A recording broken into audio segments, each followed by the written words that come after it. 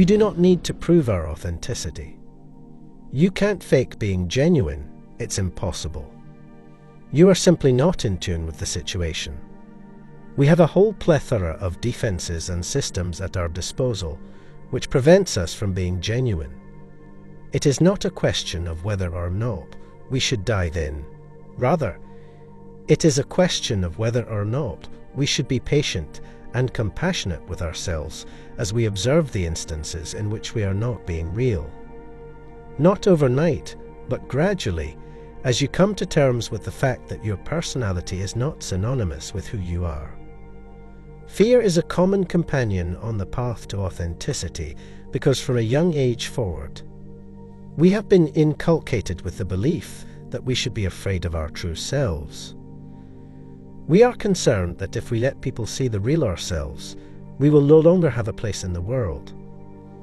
However, in order to conquer this fear, we need to face it, recognize it, understand it, and accept it. The most major form of stress that humans experience is emotional stress, and the most stressful thing of all is attempting to be someone that one is not.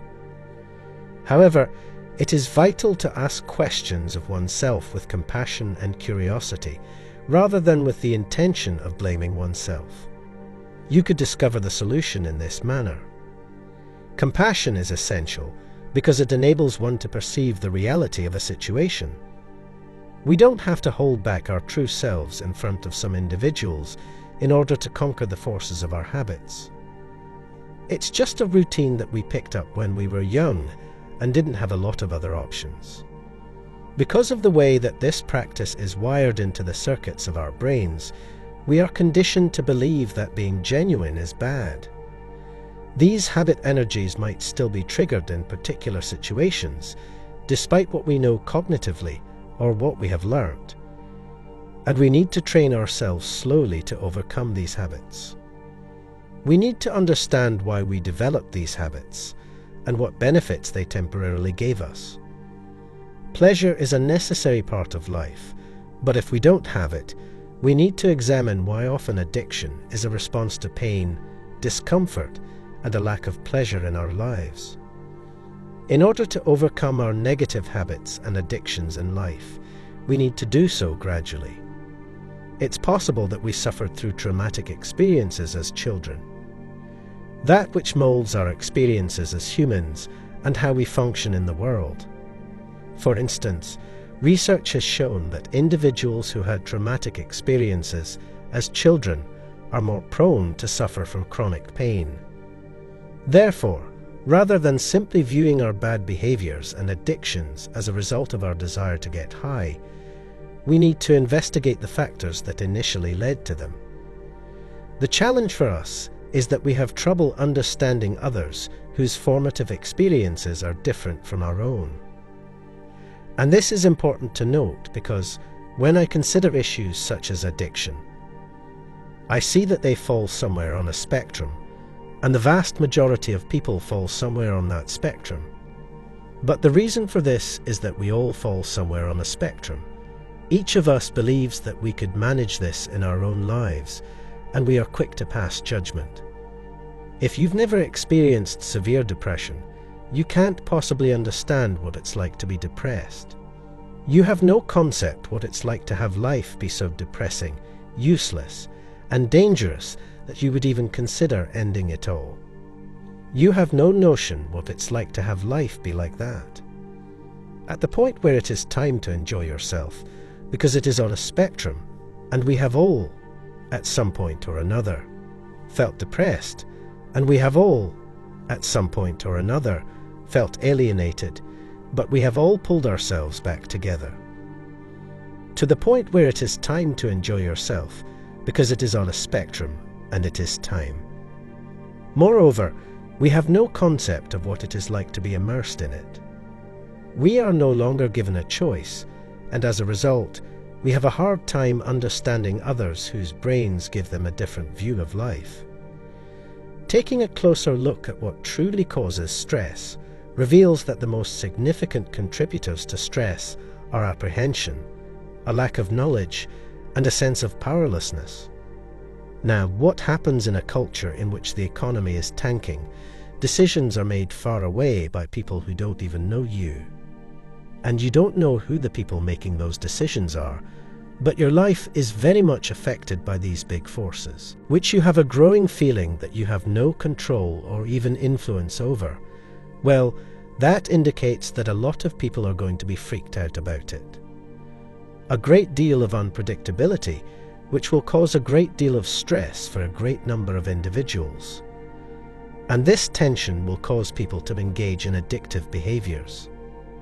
This tension will cause parents to pass it on to their children in the form of behavioral problems. The idea of stress can be broken down into 3 categories. The first factor is the stressful situation or event that comes from the outside, which might be different for each person based on how they interpret and react to the situation. The third component is the physiological reaction that takes place in the body, which includes the release of hormones like adrenaline and cortisol, as well as alterations in the neurological, digestive, and cardiovascular systems. However, in the middle of the external stimulus and the physiological reaction lies something that we might refer to as the processing apparatus, which include our internal interpretations, beliefs, and emotional dynamics, the majority of which are unconscious.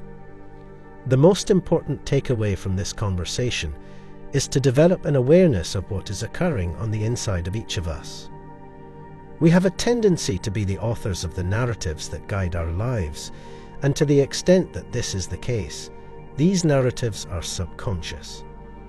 And when we stifle our true selves for the sake of attaining attachment, acceptance, love, and respect from other people, we end up producing unnecessary stress for ourselves and being unwell. Even while no one desires disease upon themselves or others, we should try to look at it not as a disaster that we have to fight against, but as an opportunity to learn. Disease has the potential to instruct us, and rather than viewing it as a catastrophe that we have to fight against, we can view it as people only realize they have lost themselves beyond a certain point when they continue to learn new things over and over again. Someone should never be a passive beneficiary of the care provided by others. This is a lesson that they continue to learn the hard way when disease comes along to bring them back to self. We have to get back that feeling of being in control of our lives, of truly being able to make choices, and of being able to examine the patterns and dynamics of our lives with bravery, openness, and curiosity. Instead, you should ask yourself why you were acting in that way. Do I really have to carry out those steps? Am I still that young child who has to prioritize having a secure attachment over being authentic? There is a possibility that you will alienate some people if you change who you are, since they got used to you being a specific way when they became your friend. However, your genuine friends will rejoice for you. Trying to be someone other than who you are is the most significant contributor to stress.